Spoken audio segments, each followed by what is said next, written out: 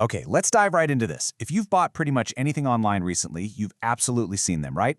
Buy now, pay later apps are literally everywhere today. Klarna, Afterpay, Affirm, those bright, colorful little buttons practically begging you to click them at checkout. And look, they are marketed to all of us as this incredibly safe, modern alternative to traditional credit cards. But in this explainer, we're looking at some fascinating new data that suggests this so-called safe financial haven might actually be a complete illusion. It sounds a bit dramatic, I know, but we really have to ask, are these seemingly simple tools quietly ruining our finances behind the scenes? I mean, the pitch is undeniably compelling. You just split your purchase into 4 easy payments. Boom! There's zero interest and absolutely no big, scary annual percentage rate to stress over. It just seems like a simple math equation that works entirely in your favor. It sounds super smart. But today, we're going to look past that highly polished marketing pitch and uncover what is actually happening to consumer wallets. It really comes down to a massive conflict between myth and reality. On one hand, you've got this popular myth, the idea that ditching your old-school credit cards for buy now, pay later makes you look like a budgeting genius. It's a flex. It shows you're totally in control of your cash flow. But then there's the growing reality. For a massive number of users, this system actually functions as a financial trap. It ends up operating exactly like the massive credit card debt they were trying so hard to avoid in the first place. So let's start with part 1, the promise of buy now, pay later, and why everyone is using it. The adoption of this tech is just staggering. Right now, about 1 in 4 Americans use these installment plans regularly for their online shopping. To put that into perspective, that is a massive, massive chunk of the consumer market. And honestly, the appeal makes total sense when you break it down. You get zero interest, instant approval right there at the digital checkout cart, and, most dangerously, it just doesn't feel like debt. It feels light. It feels entirely manageable. It's essentially like an endless digital cookie jar where you can grab a treat without feeling that immediate pinch in your bank account. Which brings us to part 2. The hidden reality, or what I like to call the Trojan horse. Because here's the catch, and it's a big one. Research shows that the people leaning on these tools are often already pretty financially stretched before they even click buy. Part 3, the stacking trap, and when small debts snowball. Now, what's really interesting about this is how these apps actually bypass our normal psychological warning systems associated with debt.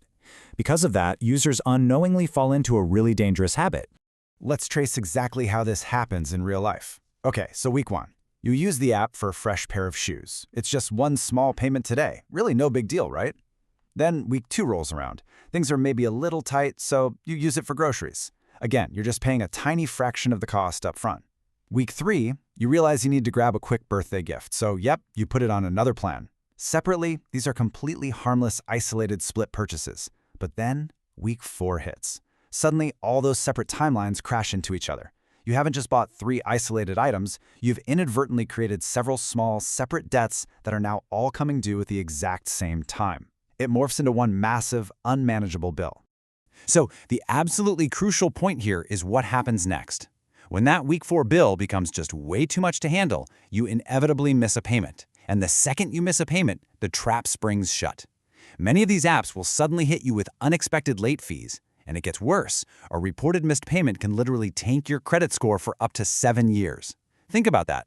That incredibly appealing, friendly, no-interest pitch that totally reeled you in during week 1 suddenly turns into very real, very long-lasting financial damage. Now listen, this doesn't mean buy now, pay later is inherently evil. It's really not. If you use it carefully, for just one single purchase at a time, and you pay it off right on schedule, it genuinely is a handy, interest-free transaction. But we absolutely need to recognize it for what it truly is. It's just debt with a friendlier name. The financial damage starts the literal second we start treating these apps like free money instead of treating them like the legally binding loans they actually are. So how do we handle this? Let's get into part 4, the golden rules, and how to protect yourself. If you take absolutely nothing else away from this explainer today, please memorize these 2 actionable rules. Rule number 1, never, and I mean never, open more than one buy now, pay later plan at a time. Doing this completely neutralizes that dangerous stacking trap we just walked through. It forces your attention to remain laser-focused on one single obligation. Okay, rule number 2, never use it for something you couldn't already afford in cash today.